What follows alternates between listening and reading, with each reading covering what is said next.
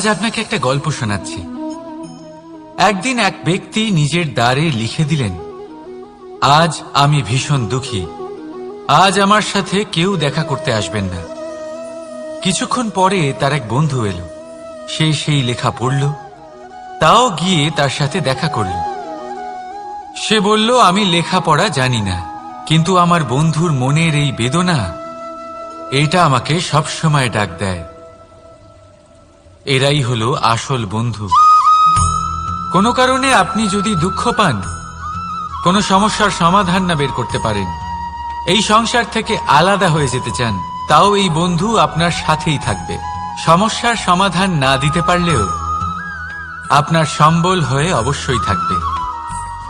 হয়তো আপনার দুঃখ কম করতে পারবে না, কিন্তু আশার আলো অবশ্যই দেখাবে। যখন আপনি সংসারের থেকে আলাদা হয়ে যান, তখনও আপনার সাথে যুক্ত থাকে আপনার এই বন্ধু, আসল বন্ধু। এবারে আমরা মানুষেরা বড়ই বিচিত্র। তারা সব সময় যে কোনো জিনিসের মাহাত্ম্য দুবার বুঝতে পারে। এক, তা পাওয়ার আগে। দুই, তা হারাবার পরে। এবারে ঠিক এরকমই আমাদের বন্ধুরাও হয়। যদি আজ আপনার বন্ধুরা আপনার সাথে থাকে, তাদের প্রতি কৃতজ্ঞ থাকুন, তাদের প্রসন্ন রাখুন, তাদের মাহাত্ম্য বুঝুন। কারণ একবার আপনি এদের হারালে অনুতাপ করলেও আর এদের ফেরত পাবেন না।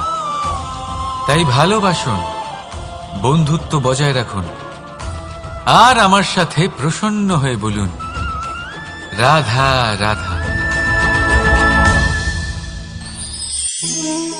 আমাদের মধ্যে বহু মানুষ মাঝে মাঝে নিজেকে অকর্মণ্য মনে করি।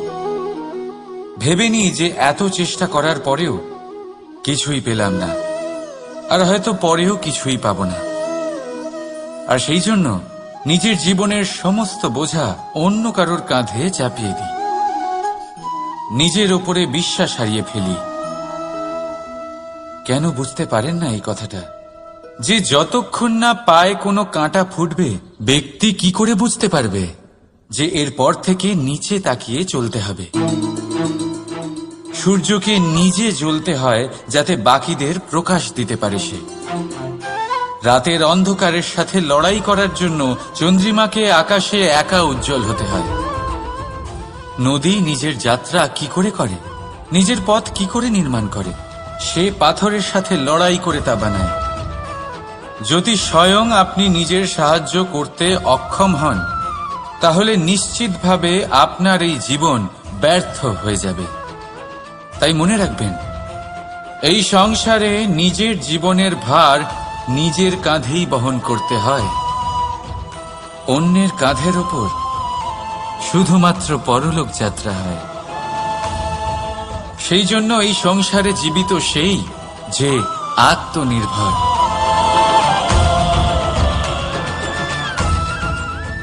রাধা রাধা।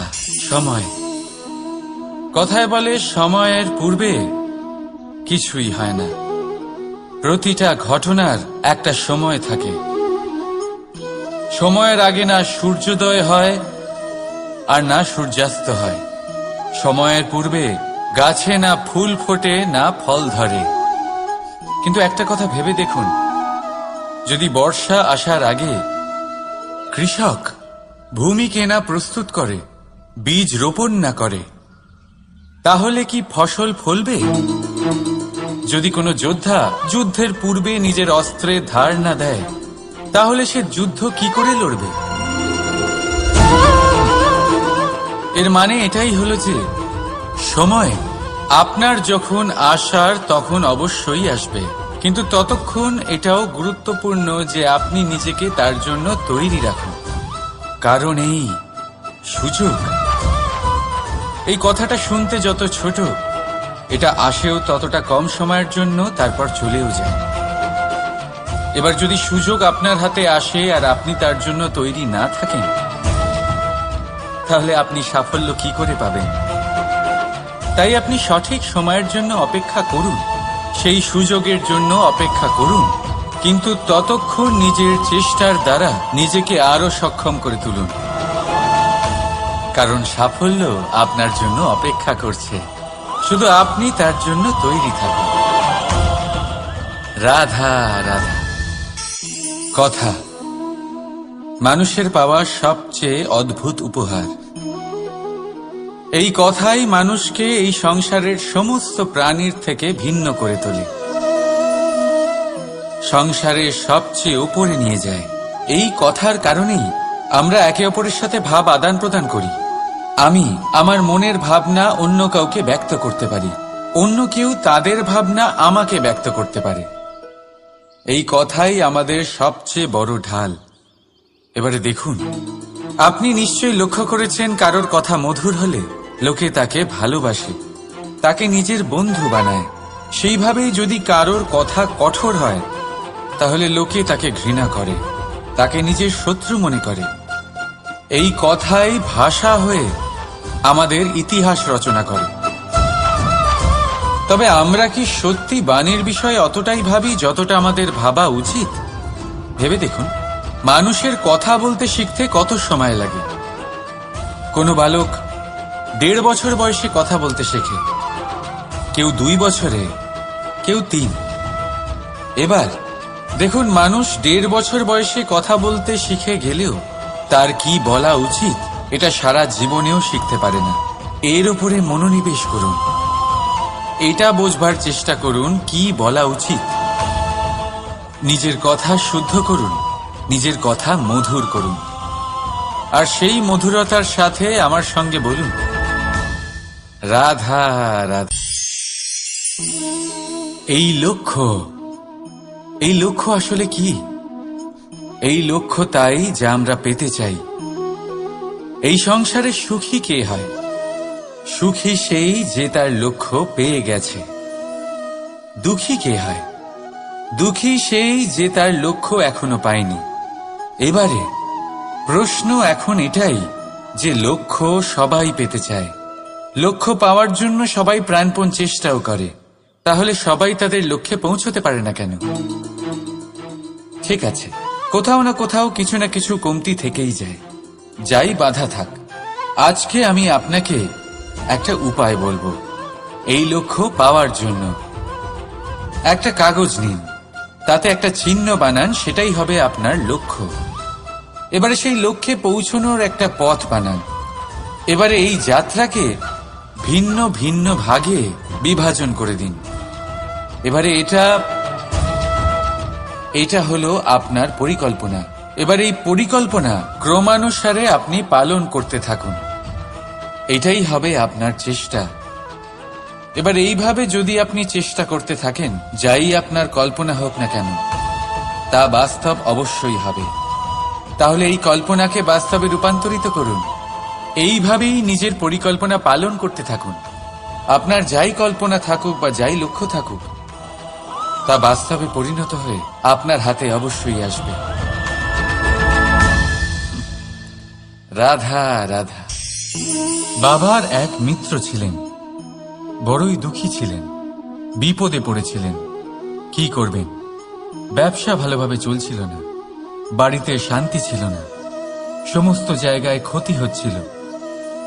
তাই উনি একজন জ্যোতিষীকে দেখালেন।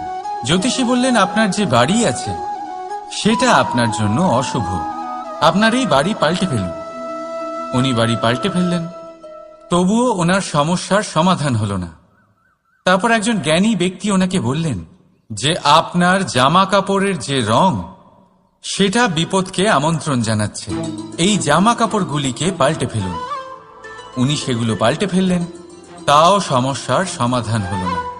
আবার একজন জ্ঞানী ব্যক্তি বললেন যে আপনার আশেপাশে যে মানুষজন রয়েছে তারা এটা চায় না যে আপনি সফল হন, তারা আপনার ক্ষতি চায়, তাদের সাথে সমস্ত সম্পর্ক ভেঙে ফেলুন। তো উনি সম্পর্ক ভেঙে ফেললেন, কিন্তু তাতেও ওনার জীবনে কোনো পরিবর্তন এলো না। তার মানে তিনি বাড়ি পাল্টালেন, জামা কাপড় পাল্টালেন, সম্পর্ক পাল্টালেন, যেটা পাল্টালেন না তা হলো স্বভাব।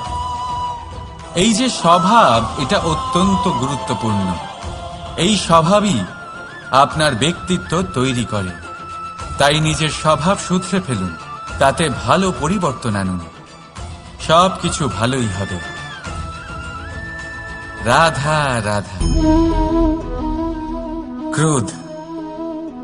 লোকে বলে যে এই ক্রোধ পাপেরই মূল, কিন্তু সত্যি কি এই ক্রোধ পাপের মূল? একটু ভেবে দেখুন, এই ক্রোধ বাস্তবে আসলে কি? এই ক্রোধ একটা অনুভূতি যা আপনার মধ্যে হঠাৎই অসীমিত তেজ সঞ্চালন করে। এবারে আমি আপনাকে কিছু উদাহরণ দিচ্ছি যাতে আপনি বুঝতে পারেন যে ক্রোধ আপনার জন্য ভালো কি না। যদি কারোর সাথে অন্যায় হয় আর এটা দেখে আপনার ক্রোধ হয়, আর এই ক্রোধ আপনাকে তার সাহায্য করতে প্রেরণা যোগায়, তাহলে এই ক্রোধ অবশ্যই ভালো। যদি কোথাও আপনি দেখেন যে কোনো নারীর উপরে অত্যাচার হচ্ছে আর সেটা দেখে আপনার ক্রোধ হয়, আর এই ক্রোধ আপনাকে তার সাহায্য করতে সাহস যোগায়, তাহলে এই ক্রোধ অবশ্যই ভালো। যদি এই সংসারে কোথাও আপনি কোনো অনৈতিক কাজ বা ছলনা দেখেন আর আপনার তাতে ক্রোধ না হয়, কিছুই অনুভব করেন না, তাহলে এটা কাপুরুষতা। তার মানে এটাই যে আপনি আপনার মনুষ্যত্ব হারিয়ে ফেলেছেন। তাই এটা বোঝার চেষ্টা করুন, আপনার ক্রোধের তেজের ব্যবহারের ওপরে নির্ভরশীল হল এই ক্রোধ আপনার জন্য পাপের সমান, নাকি এই ক্রোধ আপনার জন্য পুণ্যের স্থাপক। রাধা রাধা। মোহ। শাস্ত্রে লেখা আছে যে মোহ শুধু সেই ব্যক্তিকেই নয়, বরং সেই আরেক ব্যক্তিকেও বিনাশ করে দেয় যার ওপরে সেই মোহ আছে। এবারে লোকে কি করেন, এই শাস্ত্রে লেখা কথাগুলি শুধু শাব্দিক অর্থে নেন। এই মোহ, দেখুন, এটা শুভও হতে পারে, শুধু এর রূপ ভিন্ন ভিন্ন হয়। এটা ভালো করে বুঝতে হবে। এবারে মোহ যদি কোনো বস্তুর উপরে থাকে তাহলে তা লালসা হয়ে যায়। মোহ কোনো বিশেষ ব্যক্তির উপরে হয়ে গেলে তা প্রেম নয়, আকর্ষণ হয়ে যায়। মোহ কোনো চাহিদার উপরে হয়ে গেলে তা বাসনা হয়ে যায়। মোহ বিজয়ের উপরে হয়ে গেলে তা কুণ্ঠা হয়ে যায়। মোহ নিজের সংস্কৃতির উপরে হলে আপনাকে সংস্কৃতির রক্ষক বানায়। যদি এই মোহ নিজের গুণের উপরে হয়, তাহলে সেই শিল্প দ্বারা আপনি এই সংসারে অদ্ভুত সব কাজ করতে পারবেন। এবারে এটা আপনার উপরে নির্ভরশীল যে এই মোহকে আপনি সৃজনের আধার বানাতে চাইবেন নাকি বিনাশের অস্ত্র বানাতে চাইবেন। ভেবে দেখুন, সিদ্ধান্ত আপনার। রাধা রাধা। অভিমান, আত্মসম্মান, অহংকার, দেখতে গেলে এই তিনটি শব্দ ভিন্ন ভিন্ন, কিন্তু এর মূল আধার একই, আত্মসম্মান। এবার যদি কথা বলি আপনার শরীরের, আপনার সংস্কৃতির, আপনার সম্পর্কের, তাহলে অভিমান থাকা স্বাভাবিক। এবার যদি কথা বলি আপনার ব্যক্তিত্ব নিয়ে, আপনার আদর্শ নিয়ে, আপনার বিচারধারা নিয়ে, তাহলে আত্মসম্মান হলো একটা গুণ। যদি এইভাবে বলা হয় যে আমি এই কার্য কারোর সাহায্য ছাড়া, সহযোগিতা ছাড়াও করতে পারি, তাহলে এটা আত্মসম্মান, আর এটা সঠিক। যদি এভাবে বলা হয় যে আমি এই কার্য কারোর সাহায্য ছাড়াই বা কারোর সহযোগিতা ছাড়াই করে ফেলেছি, তাহলে এটা অভিমান, এটাও সঠিক। কিন্তু এই কার্য শুধুমাত্র আমিই করতে পারি আর কেউ নয়, এটা অহংকার। তাহলে এই শব্দ এবং তার অর্থ বোঝার চেষ্টা করুন। জীবন ধারণের এক নতুন পথ খুঁজে পাবেন। রাধা রাধা। সংসারে প্রত্যেক ব্যক্তি কোনো না কোনো রূপে ঈশ্বরকে মানে। কেউ মূর্তি রূপে, তো কেউ তত্ত্ব রূপে, কেউ ভাবনা রূপে, আবার কেউ স্বভাব রূপে। কেউ নিজের মধ্যে পরমাত্মা খোঁজে, আবার কেউ অন্যের মধ্যে। কারোর কাছে জ্ঞানই পরমাত্মা। সংসারে প্রত্যেক মানুষই কোনো না কোনো রূপে তার ঈশ্বরকে পেয়েই যান। কিন্তু একটা কথা বলবো, ঈশ্বর প্রথমেই নিজের একটা স্বরূপ পৃথিবীতে আপনার কাছে পাঠিয়ে দিয়েছেন। সেই স্বরূপ হল আপনার মাতা, আপনার মা। সেই মা যিনি আপনাকে জন্ম দিয়েছেন, আপনাকে বাঁচতে শিখিয়েছেন, আপনাকে সংস্কার দিয়েছেন। যদি আপনি কখনো কোনো অনুচিত পথে অগ্রসর হয়েছেন, তখন তিরস্কার করে আপনাকে সঠিক পথে এনেছেন। যদি আপনি এই সংসারে অসফল হয়েছেন, তখন তার আঁচলের উষ্ণতা দিয়ে আপনাকে আশ্বাস জুগিয়েছেন। সেই সমস্ত কাজ করেন এই মা, যা ঈশ্বরও করেন। সেই জন্য মনে রাখবেন যে এই সংসারে আপনার সবচেয়ে প্রথম ঈশ্বর যদি কেউ থাকে, তাহলে তা আপনার মা। প্রত্যেক প্রতিমাতে ঈশ্বর নাই থাকতে পারে, কিন্তু প্রত্যেক মায়ের মধ্যে ঈশ্বর অবশ্যই থাকে। রাধা রাধা। আপনি নিশ্চয়ই দেখে থাকবেন যে প্রদীপের নিচে অন্ধকার থাকে। যে প্রদীপ সংসারকে আলোকিত করে, সেই প্রদীপের নিচেই অন্ধকার। এবারে অনেক মানুষ আছে যারা এই বিষয়টা এইভাবে দেখে যে ব্যক্তি নিজের সমস্যার সমাধান করতে পারে না, আর গোটা সংসারকে উপদেশ দেয়। কিন্তু এইটা দেখার আরো একটা দৃষ্টিভঙ্গি আছে, আর সেটা হচ্ছে যে স্বয়ং জ্বলে সংসারকে আলোকিত শুধু সেই করতে পারে যা রাধার বড়ই শীতল হয়। এই সংসারের পথপ্রদর্শক সেই হতে পারে, এই সংসারকে দিশা সেই দেখাতে পারে যার মধ্যে সন্তোষ আর ধৈর্য শক্তি আছে। এবারে দেখুন, এটা অত্যন্ত গুরুত্বপূর্ণ বিষয় যে বিবেক তখনই কাজ করে যখন মন শান্ত থাকে, যখন মন শীতল থাকে। তাই যদি আপনি এই জীবনে কোনো বড় কর্ম করতে চান, তাহলে সর্বপ্রথম আপনার এই মনকে, এই বিবেককে, এই হৃদয়কে, এই আধারকে, এই ভূমিকে শীতল রাখতে শিখুন। ধৈর্য ধরুন। সংসারে এমন কিছু নেই যা আপনি করতে পারবেন না। রাধা রাধা। এই প্রদীপ দেখতে পাচ্ছেন আপনি? নিজেও জ্বলে আর এই বাতিকেও জ্বালিয়ে রাখে, আর এই সংসারকে প্রদান করে প্রকাশ। অন্ধকারাচ্ছন্ন ব্যক্তিকে প্রদান করে আশার আলো।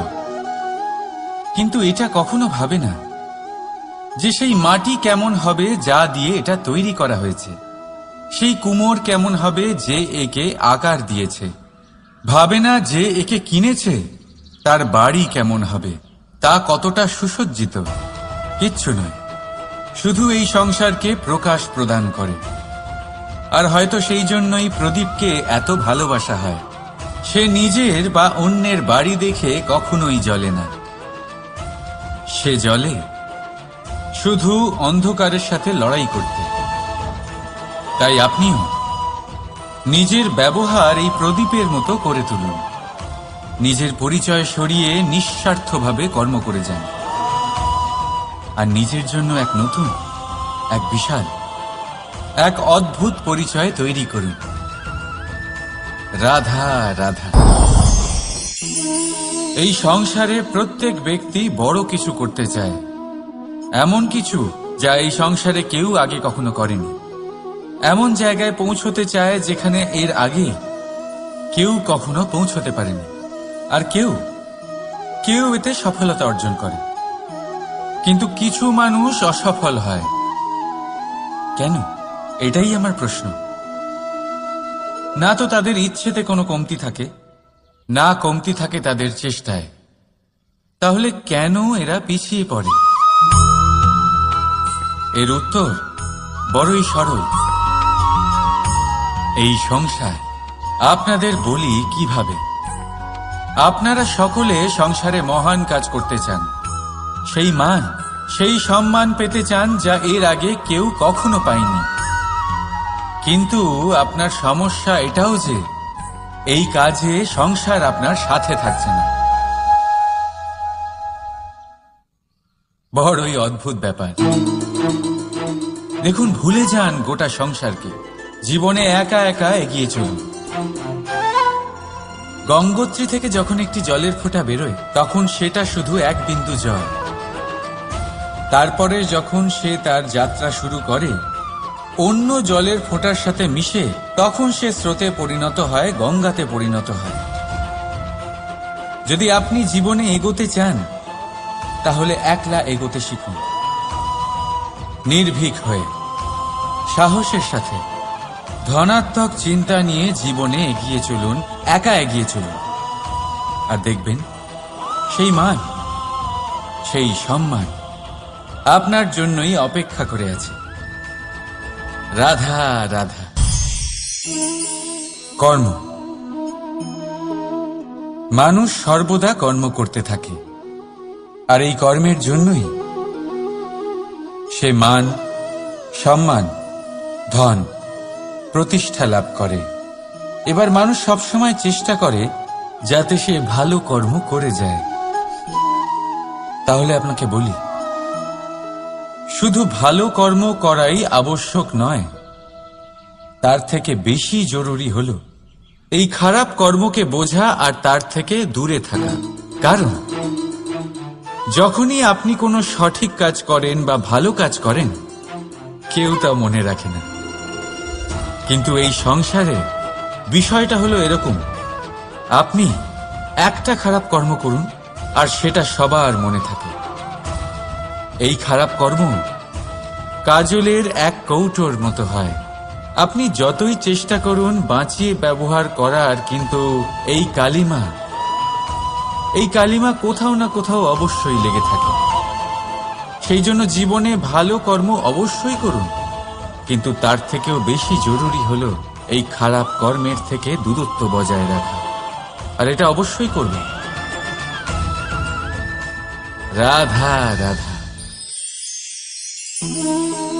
সংসারে সমস্ত জায়গায় এই ব্যবসা চলতে থাকে। কিছু পাওয়ার জন্য কিছু দিতে হয়, লাভের জন্য কিছু বিনিয়োগ করতে হয়। যদি কারোর অনুভূতি জানতে হয়, তাহলে নিজের অনুভূতিকে ব্যয় করতেই হবে। এবার দেখুন না, কারোর আসল চেহারা যদি জানতে হয়, তাকে স্বাধীনতা দিয়ে দেখুন। যদি কারোর মনের শুদ্ধতা জানতে হয়, তাহলে তাকে ঋণ দিন। যদি কারোর গুণ জানতে হয়, তাহলে তার সাথে একসঙ্গে বসে ভোজন করুন। যদি কারোর ধৈর্যের পরীক্ষা নিতে হয়, তাহলে তাকে তার প্রিয় কাজ করতে বারণ করে দেখুন। যদি কারোর ভালো দিক জানতে হয়, তাহলে তার থেকে পরামর্শ নিয়ে দেখুন। এক অনুভূতির বদলে অন্য এক অনুভূতি বিনিময় করতে হয়। কিন্তু এই সংসারে একটাই এমন অনুভূতি আছে, যেটা দেখার জন্য, যেটা পাওয়ার জন্য আপনাকেও ঠিক সেই অনুভূতিটাই দিতে হবে। আর সেটা হলো প্রেম। যদি কারোর ভালোবাসা দেখতে হয়, তাহলে তাকে নিঃস্বার্থ ভালোবাসা দিন। যদি কারোর থেকে ভালোবাসা পেতে চান, তাহলে তাকে নিঃস্বার্থ পরিশুদ্ধ ভালোবাসা দিন। রাধা রাধা। কথায় আছে, সময়ের পূর্বে আর ভাগ্যের বেশি কেউ কিছুই পায় না। এবার এর মানে কি এটাই যে আপনি শুধুমাত্র সময়ের অপেক্ষা করবেন, সবকিছু নিজের ভাগ্যের ওপর আর কপালের ওপরে ছেড়ে দেবেন, নিজে কিছুই করবেন না? যদি আপনি এরকম করেন, তাহলে আপনি একটা বস্তু অবশ্যই পাবেন: নিরাশা, অসফলতা। এবারে আপনি বলবেন, যদি সবকিছুই ভাগ্য আর সময়ের ওপরে নির্ভরশীল হয়, তাহলে আমরা কি বা করতে পারি? করতে পারেন চেষ্টা, পরিশ্রম। এই চেষ্টাই আপনার জীবনে সেই সময়কে আপনার কাছে টেনে নিয়ে আসে, সেই সময়ে যার অপেক্ষা আপনি করছেন। আর এই ভাগ্য তার সামনেই নত হয় যে সর্বদা পরিশ্রম করতে থাকে। রাধা রাধা। এই পদ্ম ফুল দেখতে পাচ্ছেন? এর অভ্যেস হলো জলস্তরের ওপরে ভাসা। সেই জন্য জলাশয়ের জলস্তর যখন বৃদ্ধি পায়, এই যে ফুলের কাণ্ড দেখছেন সেটাও বাড়তে থাকে, যাতে এই ফুল জলস্তরের ওপরে থাকে। কিন্তু যখন সেই জলাশয়ে জলস্তর নামতে থাকে, সেই কাণ্ড নিজেকে ছোট করতে পারে না, আর এই ফুল নিজের ভারে নিজেই ভেঙে পড়ে। এবার এটা আমাদের সাথেও হয়। সময়ের সাথে আমরা জীবনে যত সাফল্য পাই, আমাদের জীবনের স্তর বাড়তে থাকে। আর যখন আমাদের সংস্থান কমতে থাকে, আমরা সেই জীবন স্তর ছাড়তে পারি না, আর শেষ পর্যন্ত সেই জীবন স্তরের কারণেই ভারাক্রান্ত হয়ে শেষ হয়ে যায়। সেই জন্য যদি কিছু রাখতে হয়, তাহলে তা হলো দৃষ্টিভঙ্গি। সাধারণভাবে জীবন যাপন করতে শিখুন। সময়ের চক্রও আপনাকে মাত দিতে পারবে না। রাধা রাধা।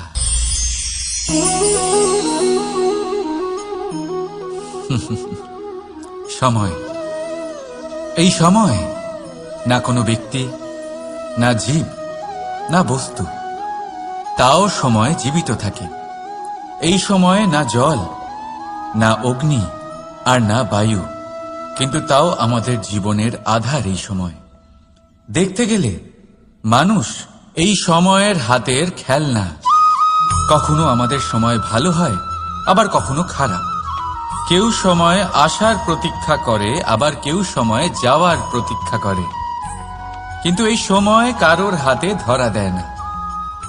এই সময় যা কেউ দেখতে পায় না, এটা সবাইকে সবকিছু দেখিয়ে যায়।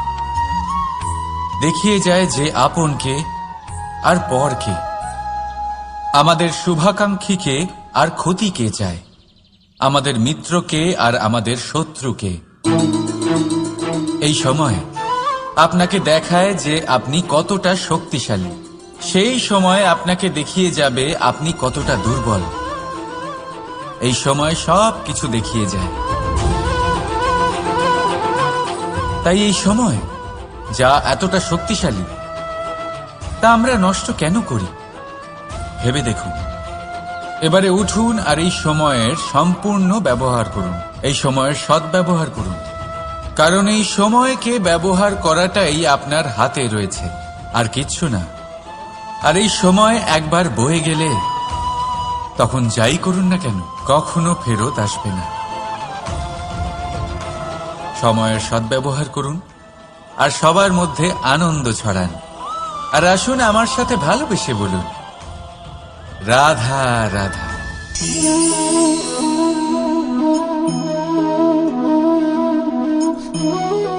এই জল দেখতে পাচ্ছেন আপনি? এটা ঘোলা জল, এতে ময়লা মিশে আছে। কিন্তু যদি আপনি এটা কিছুক্ষণ এমনি ফেলে রাখেন, তাহলে দেখবেন এই ময়লা আপনা থেকেই নিচে থিতিয়ে পড়বে। কিন্তু এই পাত্রটা নাড়াতে থাকলে এমনটা হবে না। শান্ত ছেড়ে দেবেন, তবেই এই ময়লা নিজেই নিচে চলে যাবে। ঠিক সেইভাবেই যখন আমাদের জীবনে কোনো সমস্যা আসে, কোনো অশান্তির সৃষ্টি হয়, তখন উত্তেজিত হয়ে পড়লে, নিজের সংযম হারিয়ে ফেললে আমরা এর সমাধান পাব না।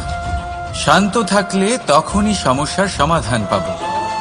তাই মনে রাখবেন, ধৈর্য আর সংযম দ্বারা শান্ত মনে বিচার করলে যত বড়ই সমস্যা হোক না কেন, তার সমাধান আপনি অবশ্যই পাবেন।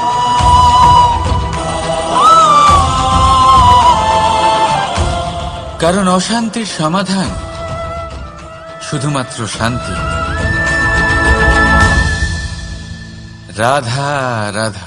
প্রজাপতি আকাশে উড়ে বেড়ায়, সে সুন্দর ফুলের রস আস্বাদন করে, উন্মুক্ত উড়ে বেড়ায়।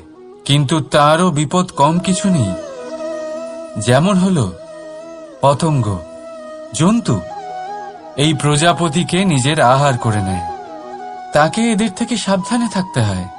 সত্য হলো এটাই যে এই প্রজাপতি ততদিনই সুরক্ষিত থাকে যতদিন এদের পাখনা বৃদ্ধি পায় না।